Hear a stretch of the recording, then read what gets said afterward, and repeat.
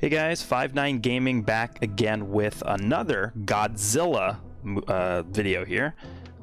This is sort of going to be a series that we're going to be doing that's leading up to the Godzilla vs. Kong movie coming out pretty soon here this month. And we figured it would be a good idea to give you guys a little bit of a background on the entire Godzilla franchise. Walking through the different, I guess, historical movies that have come out. There's obviously been tons and tons of movies. Shows, animated series, toys. There's so much surrounding this Godzilla franchise that it's better, I think, to go into the movie with at least some sort of understanding of the foundation of where this Godzilla sort of character originated from. So we're going to be talking in this specific video about the Showa era, which is the original era where this character originated from in Japan. So why don't we go ahead and talk about what the different eras represent. We're talking about the Showa era this time. So the Showa era, essentially, Showa is just a signification of the reign of a specific emperor in Japan. And in this instance, Showa lasted from 1926 up until 1989. So that's why this specific period of Godzilla movies are labeled as the Showa series.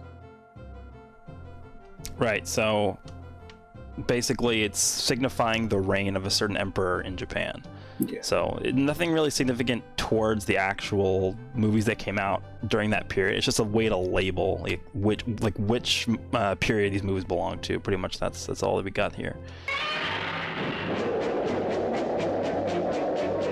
So in terms of what was established in the Showa era, I mean, obviously the original Godzilla movie that came out in 1954, the first ever movie, which started this whole thing.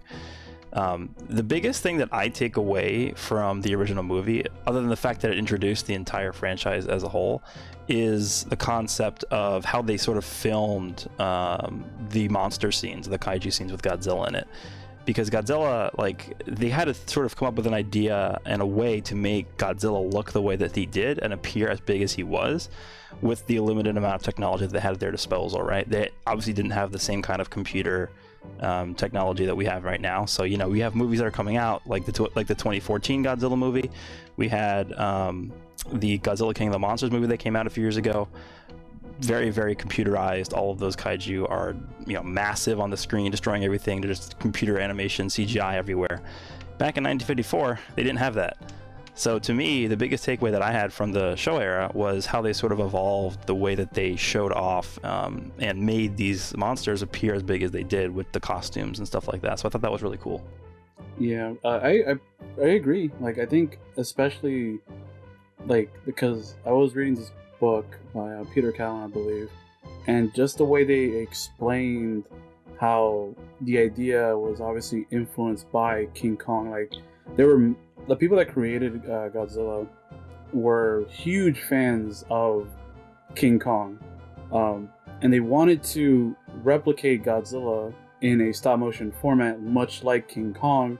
But I believe, I don't know the exact number, but it was years, bridging into the 2000s and further, according to them, which I guess by now will probably be a little bit quicker. But they brought about the idea of the rubber suit, and over time I believe it got easier, but just the commitment to the fact that it was all handmade. None of it was like Arash said, none of it was computer generated. It's all pyrotechnics and many of the shots, especially in the original, the things melting was just I believe they get a hair dryer or something and put a light over it to make it it would give it the illusion of it melting with extreme heat whenever he sprayed the atomic breath. So it was which is one of the beautiful things about film in general, just when you have such limited technology or things at your disposal, what you're capable of doing, I think, shines through the most. Oh no, absolutely. Especially back then, because I started watching the movies myself when I was 5 or 6. So 30 years after the first, or more than 30 years after the first now. And even as a kid, you just look at that around that era, and it was it seemed more real than obviously it was. And then later on, as you get older, you're more perceptive and all that. But back then, it looked amazing for what they did. It's definitely definitely something that you can't pull off easily. Even I argue it still looks, because I watched it recently because it's on HBO Max. You can like just pop up the original Gojira and just watch it. And I was watching it recently. Maybe it's because of the black and white, but I feel like that one most of all holds up the most, in my opinion, from the Showa era, which is something to say because obviously they got better with more technology over time. But I think it's probably the black and white aspect, and I think the tone, and like that's another thing I would say that that stuck with me and that permeated through basically the rest of the movies. The tone and the concept and idea of nuclear war and the ramifications of abusing nuclear power. Yeah, and I think a lot of people don't really understand this because a lot of people don't look back at the original movies and figure out, where exactly did this idea come from. Yeah. The whole idea of Godzilla was that he was sort of like a monster that was born out of the fallout of nuclear radiation. Yeah. And just because of that whole idea surrounding him, when this movie first came out, the original Godzilla back in 1954, it actually didn't get that well received by Japan. It actually did a lot better overseas. And it wasn't really until years after the movie came out that they really understood and appreciated over in Japan, how good this franchise really was received by the world. And then over time, Japan sort of became more, affectionate towards the whole franchise, and they started making more movies. And you have to understand that the original Godzilla movie came out in 1954. The second movie was super rushed, and I believe this movie came out in around 1955, so it was only 1 year later, and they rushed production on it because they were like, oh yeah, this is probably a good idea. And then the next movie after that, which is sort of tied into the upcoming Godzilla vs. Kong movie, the next movie was in 1962 when they did Godzilla vs. King Kong. So it was like a 7-year gap in between those two movies, which is pretty long. Back then, they didn't really have to put in the same type of production that they did that they do these days, especially with the lack of computer graphics and stuff like that goes into the movies. So 7 years in between those two movies is actually a very, very long time. So there was an interesting atmosphere surrounding the whole decision to go forward with a lot of these movies and sequels and whatever else they were doing there. But another thing to mention about the Showa era specifically is this was the era that introduced a lot of these mainstay monsters that we see appear over and over again in the franchise. Obviously Godzilla is the main one. You have Anguirus, you have Mothra, you have King Ghidorah, you have Rodan, you have Gigan, and then you have Mechagodzilla as well. So a lot of these characters were originated from this era, and it sort of planted the seed that led to the rest of the eras, the movies in the other eras, to thrive. Yeah, and it's an interesting concept too, because King Kong vs. Godzilla was such a, like you said, it was like the first movie after a 7-year slumber for Godzilla, and that movie's actually really, really important because that movie, I think it grossed probably the highest out of those three, maybe the original three, and it also brought it more to the attention as well to the American audience, because obviously to the West, King Kong is especially at that time, is like their baby, that's like the definitive giant monster or tragic story at that time. So hearing King Kong versus the other top monster at the time, and even to today, it was the smackdown of the century at that point. So that raked in a lot of money, and that essentially became the blueprint moving forward, was Godzilla versus X monster. And like Rush mentioned, it was just you got Ghidorah, and some of them stuck for some other eras, some of them kind of just stayed in the Showa era, but we'll get to that in a bit. Yeah, so again, the first movie was just Godzilla by himself destroying Tokyo, and that's the main sort of image that you get when you hear about his name. The Godzilla Raids Again movie, which was the second installment, was him, and then it was Anguirus, which was actually, I don't know how he was really that well received. I don't know if he was that well received, just because it seems like he sort of fell off a little bit. But yeah, Godzilla vs. Kong was sort of the big sort of, I don't know, fight night style type of movie where it was sort of billed almost as like a championship boxing match almost. Yeah. Where it was definitely. big monster A versus big monster B. And that sort of clicked really well, which is why you see the list of all the Godzilla films from the Showa era.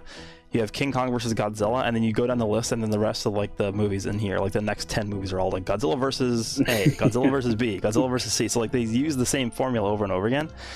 And that's sort of why we're even getting this Godzilla vs. Kong movie, because it's still based off of that original movie. Like that, I think, if you, barring the first ever Godzilla movie, barring just the 1954 movie, I would say that the most important movie in this entire series, the history of the series, is Godzilla vs. King Kong. Absolutely, yeah. No question. Definitely.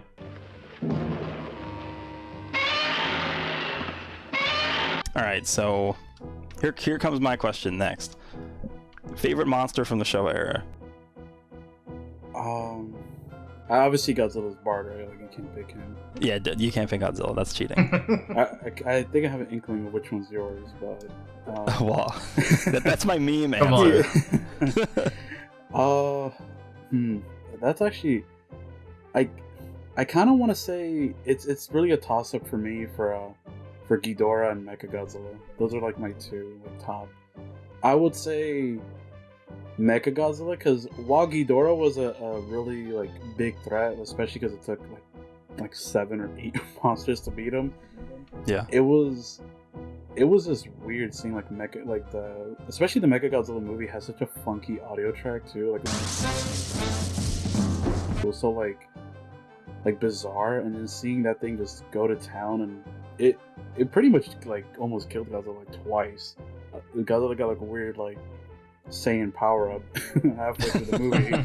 He learned he became a magnet. I was like, okay. I was like, okay, sure. And then that's how your favorite isn't Giant Condor?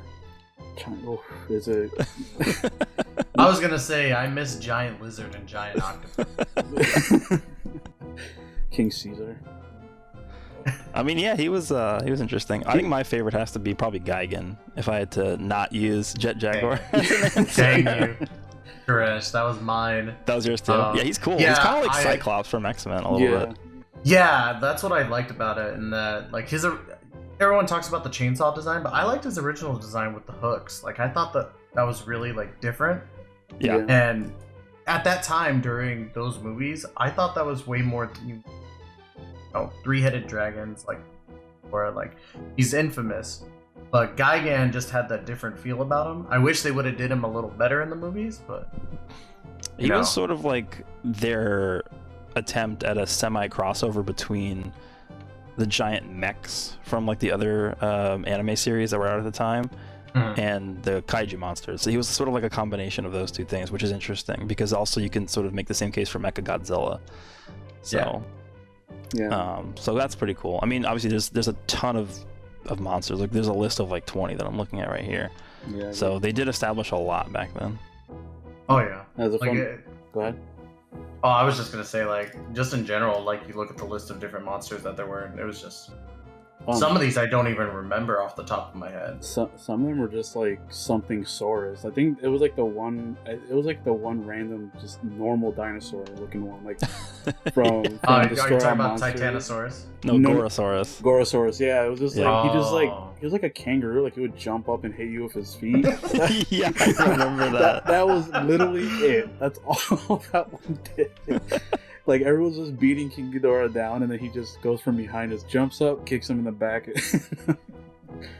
I still have to. I still feel like with King Caesar, I felt that was a big letdown of a monster too. But of course, it was to build up Mechagodzilla, which made sense. But King Caesar throughout that whole movie is built up like he's the king, and then it turns out he does almost nothing. Dude, he got his own music video mid-movie, where the lady is just going, Caesar. Yeah. For like 3.5 minutes, and I'm like, okay, like the Mothra song is like 30 seconds or 40 seconds, whatever. But like this, she like sang. She was on the beach too, like right at the shore, like just walking down.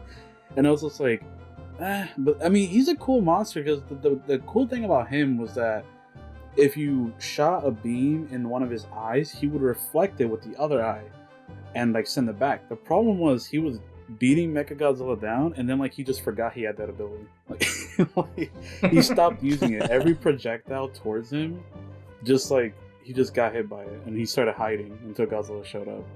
Bro, he was just sleeping. Like, he was waking up and all that, so... Like, he was asleep for how many years, was it? Like... Centuries or something. Yeah, centuries. Alright. I'll give a quick shout out to Hedorah for, like, the weirdest movie, though. That was the pollution one, right? Yeah. Yeah. Yeah, that was kind of strange.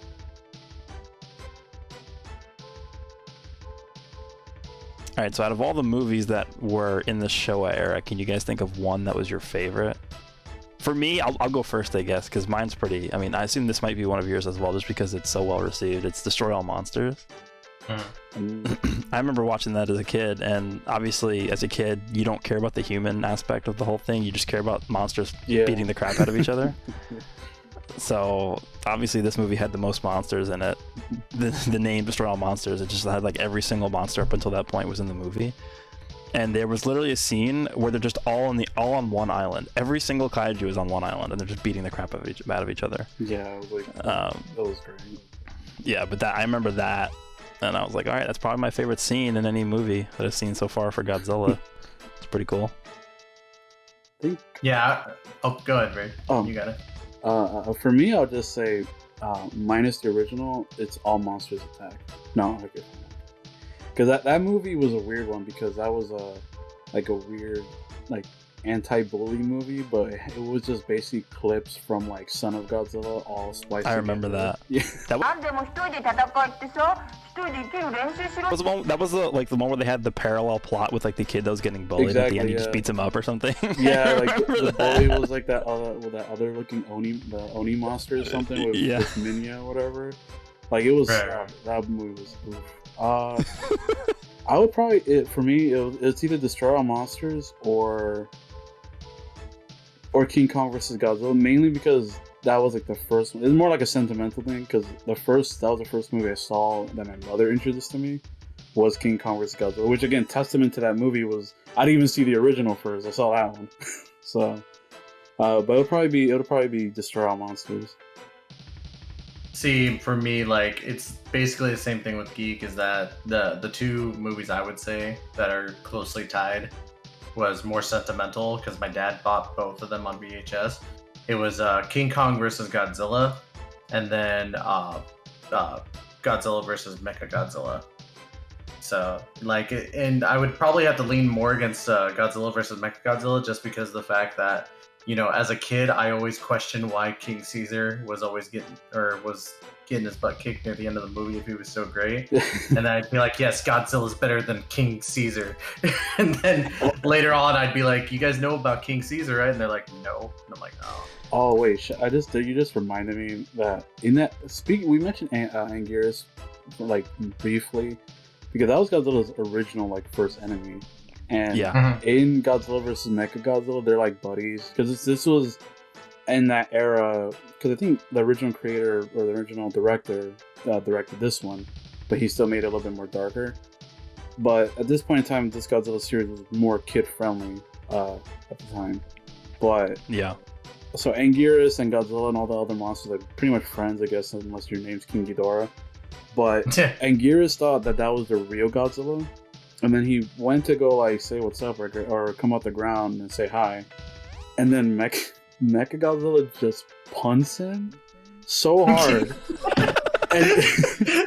Did he get punted in the stomach and fly sideways? Yeah, and then he grabbed him by the tail and started slamming in the ground, and then he broke his jaw, and there was so much blood. Oh yeah, I forgot about that. Like his jaw started bleeding so much, and Mecha just like dropped into the ground, and Gears just started fleeing. It was like he was just crying pretty much.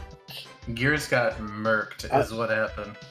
Oh man, they don't. It's like they respect him, but they definitely don't at the same time. He kind of gives off the Yamcha vibe of the series. Yeah, because like at the beginning he's like kind of cool, and he's like a worthy opponent for Godzilla until we get like all these ridiculously overpowered enemies like Mechagodzilla and King Ghidorah show up.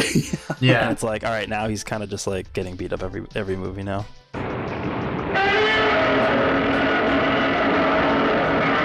Yeah, and then just to close things out here, I think one other theme that I wanted to point out before we ended is that every movie sort of has its own atmosphere to it. Like, you take a look at the original Godzilla movie, it's very not lighthearted. It's a very serious movie. Oh,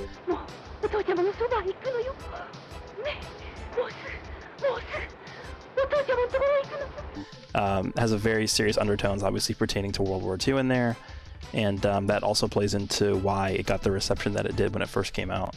But then you take a look at some of these other movies that came out. I mean, even in the same era, like we just talked about that one that you just mentioned, and obviously a very different atmosphere for those. And throughout all these movies as well, Godzilla sort of is looked at as the protagonist of the movie. yeah. But then you go back to the original, and it's like he's literally the enemy. Like he's destroying he's destroying the country. So, like, where does he stand in terms of his, I guess, position against humanity? And that's sort of the big question mark. They never really gave a definitive answer to that in any of these movies, and I think that's the one big theme that was established by the Showa era moving forward. Yeah, like Rush mentioned, like the original was just more so like, oh, he's just like we're basically like the embodiment of all that, and like a message towards humanity. Like this happened because of you. Like it's like a force of nature. But the rest, he really, I would say, he was more so a quote-unquote anti-hero until, I believe, like Son of Godzilla. That's when things started going way, like, to the campy side. Because before that was, like, the two-parter, like, Ghidorah's movies, which was Ghidorah, the Three-Headed Monster, and then Invasion of Astro Monster. And then they had Ebra, I believe, as well. That was the third one. And once Son of Godzilla hit, and you can tell that was their right way of, oh, let's start marketing towards children. Because I think, obviously, like, the prices for that they got for each movie were, like, decreasing over time. Not everyone's, like, the biggest fans of some of the movies, because, like Koresh says, some of them, like Godzilla vs. Hedorah is so trippy. It has, like, animated sequences, like, and it has a kid leading the plot, but then at the same time you got Hedorah like pooping everywhere, and all the sludge that he leaves, literally, like, you'll see just bones of people, or like people suffocating in it. It's like super dark, so it's like it was such a weird era for Godzilla, like during that mid part of the Showa era. And then I think towards the end they started like just going back to that anti-hero part, because I mean we got the infamous like tag teams and all that. So Tystra, any closing words before we wrap this up? Definitely with the Showa era, it was a good start to the series, and as we know, like going forward with the other eras of these films, we see a lot more progression overall when it comes to Godzilla and how he's established in general. With, you know, how we were talking about with Godzilla being more so an anti-hero and all that. Like later on, you know, you start to see humans worship Godzilla, but that's more so in the next couple of movies and such. So yeah, once we get into the next era, which is the Heisei era, in my opinion, that is like the golden age of Godzilla stuff, because we get really, really cool enemies like Destroya and Space Godzilla. So we'll get into that next video. But if that's all we have, this was Gorash. I was joined by Tystra as well as Varied Geek. Hope you guys enjoyed this video. Don't forget to like and subscribe to 5-9 Gaming for all the latest information on Godzilla. We'll be covering everything to do with Godzilla vs. Kong as that movie approaches. So again, hope you guys enjoyed this one, and we'll see you all in the next one. Peace. Later.